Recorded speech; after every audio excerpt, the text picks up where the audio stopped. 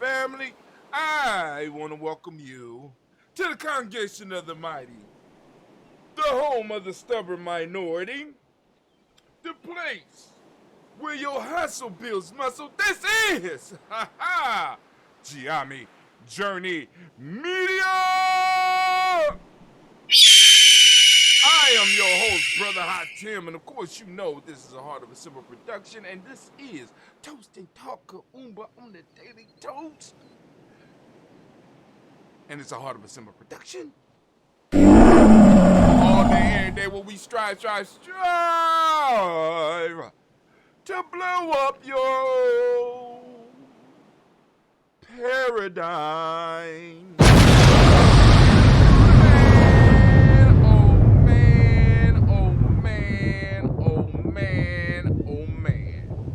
I am glad to be here, standing in the congregation of the mighty, with Earth's mightiest heroes. That's y'all.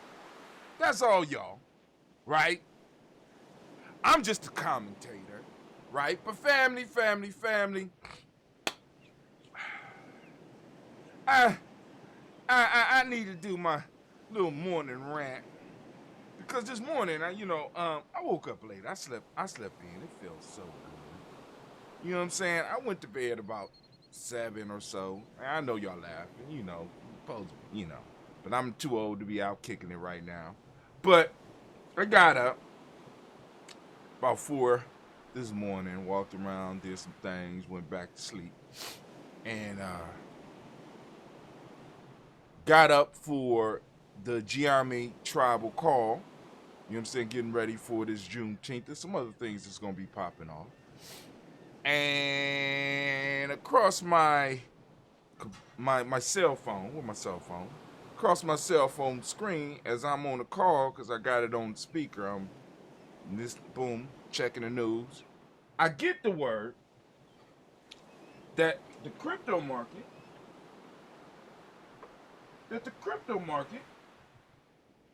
they didn't use the word exactly crashed, but the crypto market unloaded about $1 trillion worth of value. And supposedly people are panicking.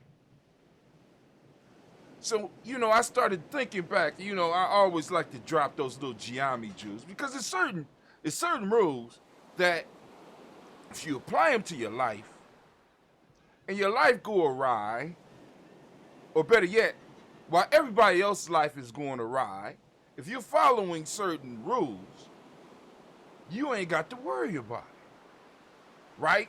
So, one of the things through my experience with Gye-Nyame and interaction with my elders is a term that we often use in Gye-Nyame. A very simple term, it's actually two. One is more recent than the one I'm about to give you. Then I give you the most recent one, and because I want to tell you how to use these in your life. One of the things we learned in Gye-Nyame a long time ago is that if it come fast, it don't last. If it comes slow, it's good to go. Those that's been in Gye-Nyame long enough have heard this over and over again. If it come fast, it don't last. If it comes slow, it's good to go. What does that mean for us as a tribe? What does that mean for us as a people? Culture is a long-term game. A culture may change a small amount per generation because depending on the innovations, because what happens within a culture is that a culture is able to last because it don't change with the wind. The newest fad does not cause your culture to change. The new fad, if it proves that it's useful to the culture will adopt it and make it part of something that it passes on. Culture's goal is to survive, to live, and to thrive, as y'all heard me talk about yesterday. Cultures come slow. they're good to go. Right? Fads come fast, which means they don't last. So when you become a culture builder, you're looking at those things that come slow, those things that have passed a test, those things that have proven that they can last. Right? So when I'm reading about the crypto piece, I'm not scared because I'm following the rule of Gye-Nyame.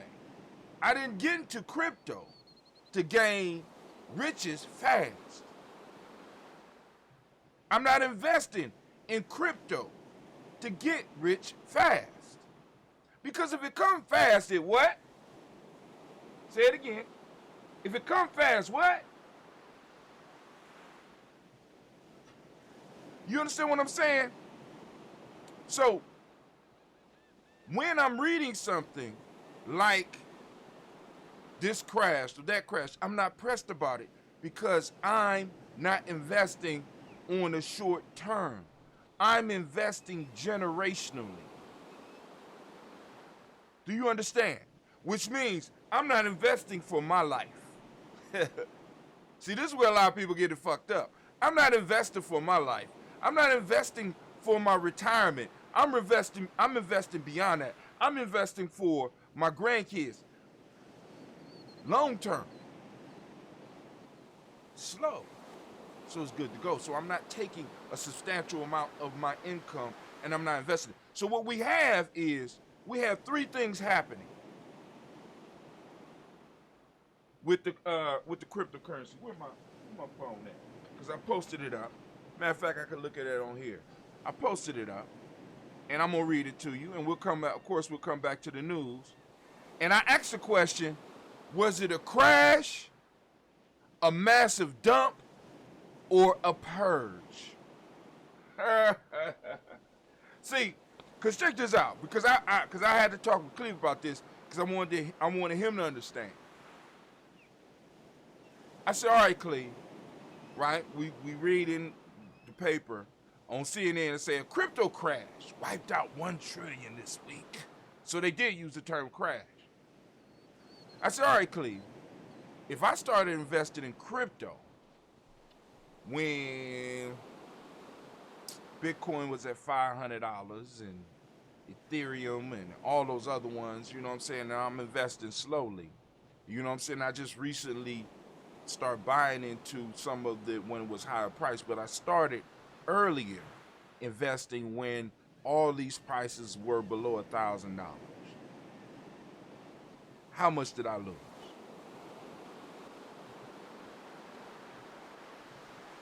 Let's say I was buying it. Let's just use dollars, right? Better yet, I said, what if I invested a dime in Bitcoin when Bitcoin was $1,000, and it went up to 60,000, and now it dropped down to 30,000? How much did I actually lose? If I invested in Bitcoin, and if I invested a dime in Bitcoin at $1,000 per Bitcoin, and it moved up to 60,000, right? How much money did I actually lose? If it went from 60,000 to 30,000. Cleve thought about it. I said, hey, listen, save your brain cells. Save your brain cells, fam. I lost absolutely nothing.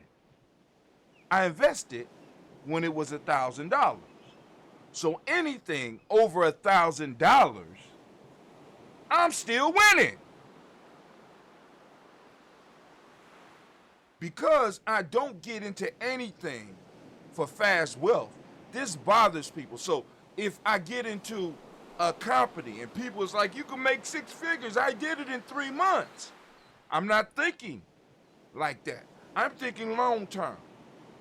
I'm not thinking about speed and making a lot of money fast. Because I already know that if money comes in fast and I'm not prepared and I don't have the infrastructure, you know what I'm saying? Because this it's like this. A proverb that I ran into some years ago. It said, if you want to kill a fool, give him a bag full of money. If you're not ready for riches, if you're not ready for large amounts of money, if you don't have the infrastructure, if you don't have the security, if you don't have the wise counsel around you, giving you a lot of money can do you more harm than good if it comes to you too fast. But if it trickles in over time, you have time to put those mechanisms to turn a richness into wealth. This is what happens to a lot of our athletes. This is what happens to a lot of our entertainers. They receive a large amount of money at a point in time in their life when they're not ready for it. First off, a 20-year-old with $1 million, with $100 million is not prepared for that type of money. They get that type of money and never had that type of money, and they just blow it. Why? Because they don't have the infrastructure around them to protect it. They don't have the tribe around them to help protect it. They don't have anybody within their circle that can help them truly benefit from them and help their culture benefit from it. So money coming fast, wealth coming fast, fame coming fast, don't last. Let me read some of the comments before I keep on going. Culture, that which time has shown worthy to maintain in the group. That's right. You know who has a bunch of Bitcoin? The streamer Ice Wallow Come. You know what I'm saying? And I don't want to get it mixed up. This discussion that I'm talking about right now has absolutely very little, I ain't gonna say absolutely nothing, but very little to do with just the idea of the Bitcoin. Because the same thing that happens with Bitcoin is the same thing that happens in the self-development market. It's the same thing that happens in the nutrition market. It's the same thing that happens with education. It's the same thing that happens with all aspects of life, because people come and whisper in your ears, you can have it right now.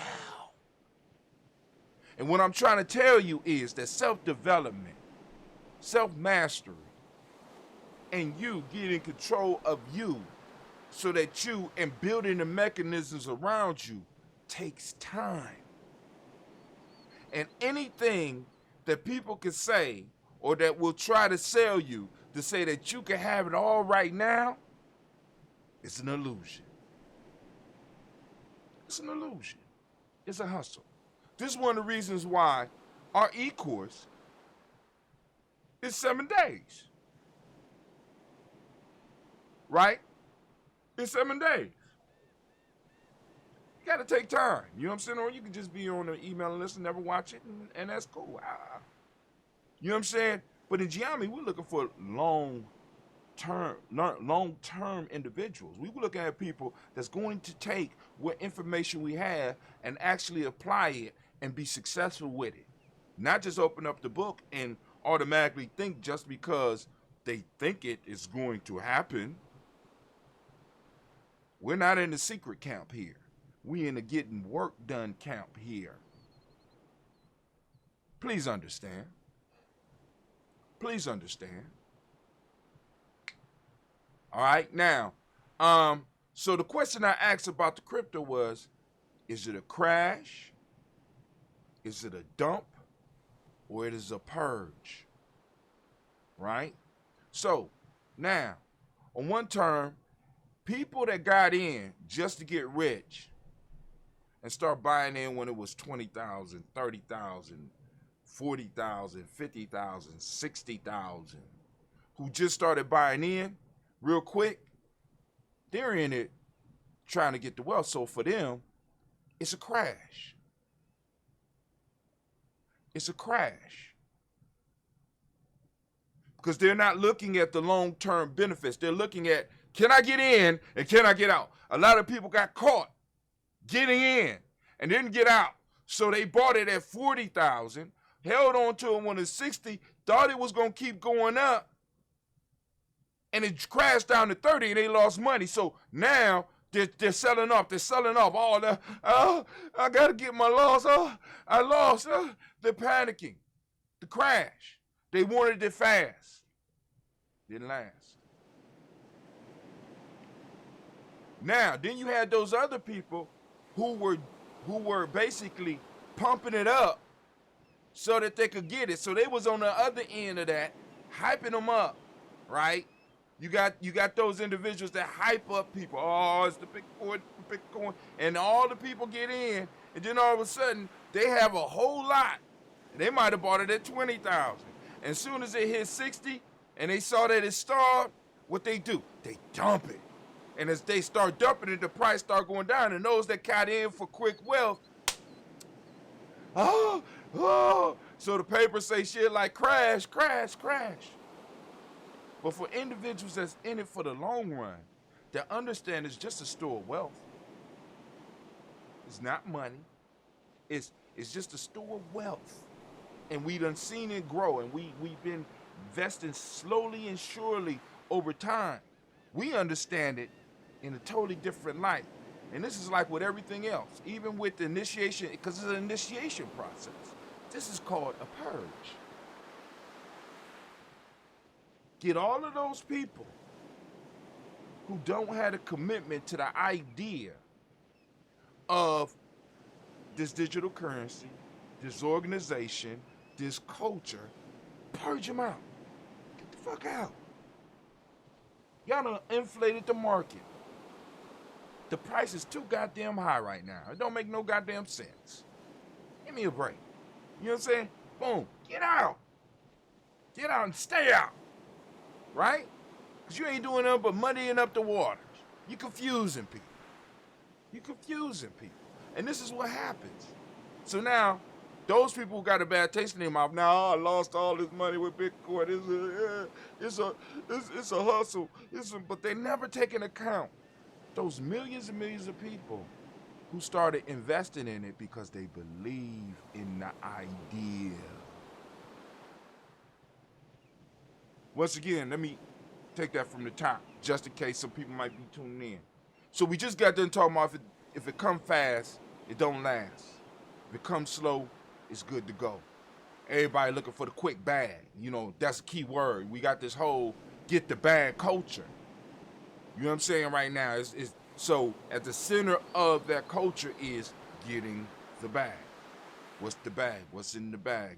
What's in the bag is money, rather than the resources that produce the money. We want the bag rather than the resources that produce the money, which is a very dangerous mindset.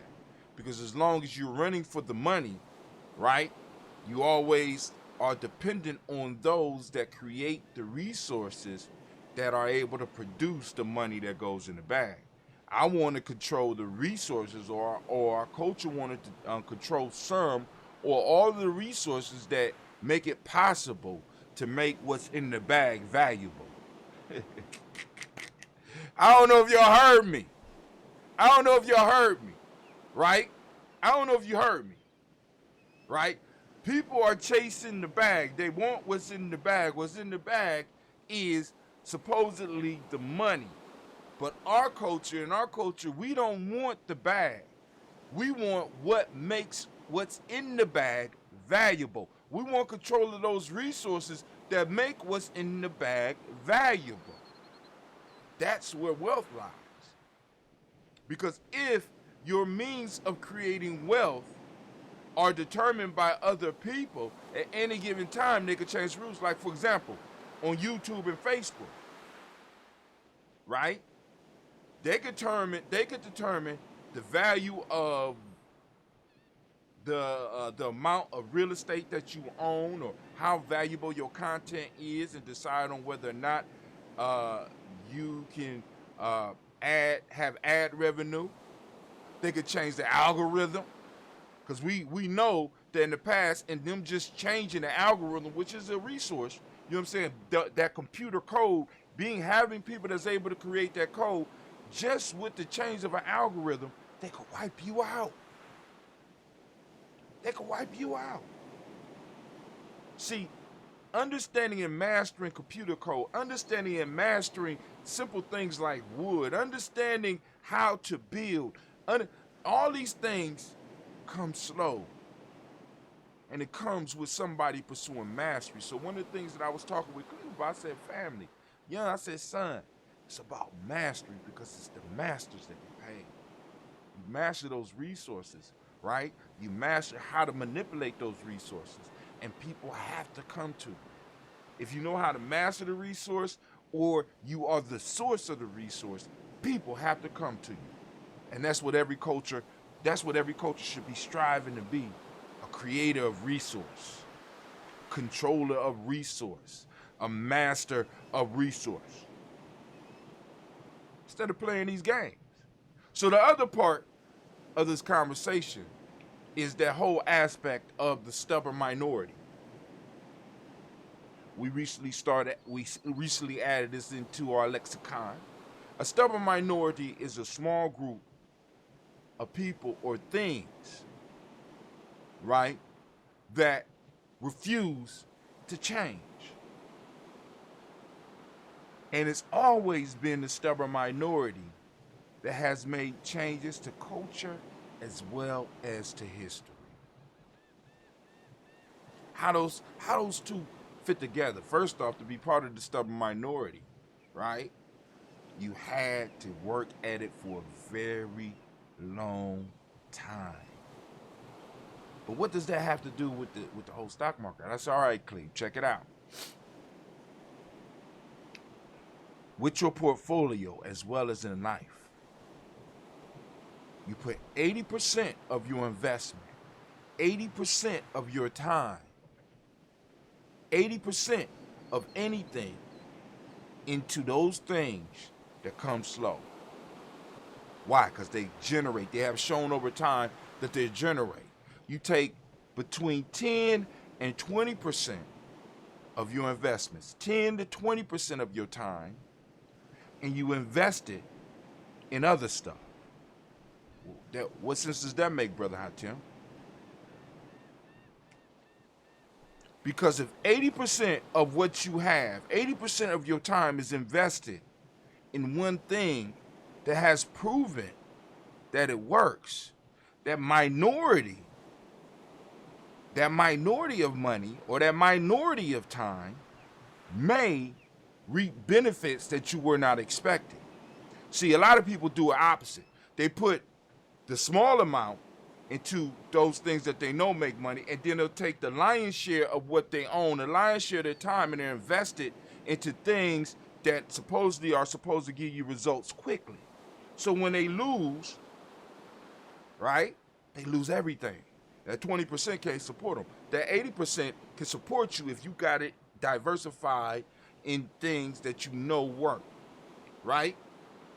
That 10 to 20% is what you, in a sense, gamble with. Because you lose 10. If you lose 20 cents out of $1, you still cool. It's easier for you to get 20 cents than it is for you to go somewhere and get 80 cents. It's easier for you to recoup 20% than it is for you to recoup 80%. You gamble with the 10 to 20%. So let me give you an example. My small portfolio, I invested in companies that I know have been around, in companies that are dominating a market, in companies in different industries, just like I'm showing y'all how to do it. 10 to 20% of my investments are in things like Bitcoin or other companies that I feel like gambling on. So when I lose, that's the stubborn minority of my portfolio. It's a stubborn minority because it's the stubborn minority that brings changes. So it's the same thing in our lives. I'm not investing everything into the stubborn minority of my portfolio. Being the stubborn minority in my life has benefited greatly, right? But I'm just saying, just throwing it out there, just thoughts. So, we can talk about this a little bit more after we do the toast, or we can move into some other stuff, whatever y'all feel like. The black lines will be open. So let's go and hit the toast.